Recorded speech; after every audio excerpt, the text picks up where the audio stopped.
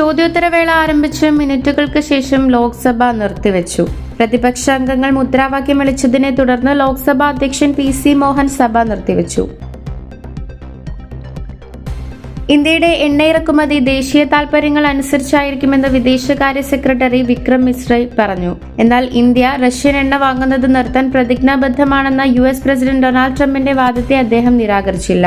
European യൂണിയനുമായും യു.എസുമായും അന്തിമമാക്കിയ വ്യാപാര കരാറുകളെക്കുറിച്ചും ബംഗ്ലാദേശുമായുള്ള വ്യാപാര ബന്ധങ്ങളെക്കുറിച്ചും parliament അംഗങ്ങളെ അറിയിക്കാൻ സർക്കാർ തയ്യാറെടുക്കുന്നതിനിടെയാണ് മിസ്റ്റർ മിശ്രയുടെ പ്രസ്താവന വന്നത്.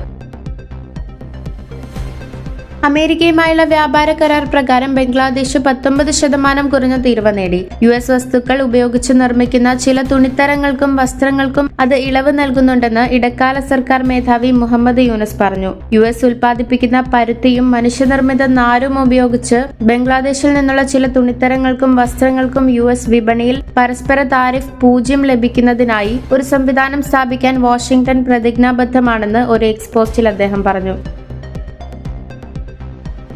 ലോക്സഭാ സ്പീക്കർ ഓം ബിർള പക്ഷപാതപരമായി പെരുമാറിയെന്നും രാഷ്ട്രപതിയുടെ പ്രസംഗത്തിനുള്ള നന്ദി പ്രമേയങ്ങളെക്കുറിച്ചുള്ള ചർച്ചയിൽ പ്രതിപക്ഷ നേതാവ് രാഹുൽ ഗാന്ധിക്ക് സംസാരിക്കാൻ അവസരം നിഷേധിച്ചുവെന്നും ആരോപിച്ച് ഇന്ത്യ ബ്ലോക്കിലെ പ്രതിപക്ഷ പാർട്ടികൾ അദ്ദേഹത്തിനെതിരെ അവിശ്വാസ പ്രമേയം കൊണ്ടുവരാൻ ആലോചിക്കുന്നു. ലോക്സഭയിൽ നിന്ന് 8 പ്രതിപക്ഷ എംപിമാരെ സസ്പെൻഡ് ചെയ്തതും മുൻ പ്രധാനമന്ത്രിമാർക്കെതിരായ ആക്ഷേപകരമായ പരാമർശങ്ങൾക്ക് ബി.ജെ.പി. എംപി നിഷികാന്ത് ദുബൈക്കെതിരെ നടപടിയെടുക്കാത്തതും വനിതാ കോൺഗ്രസ് എംപിമാർക്കെതിരായി തെളിവില്ലാത്ത കുറ്റങ്ങളും ചുമത്തിയതിന്റെ അടിസ്ഥാനത്തിലാണ് ഈ നീക്കം.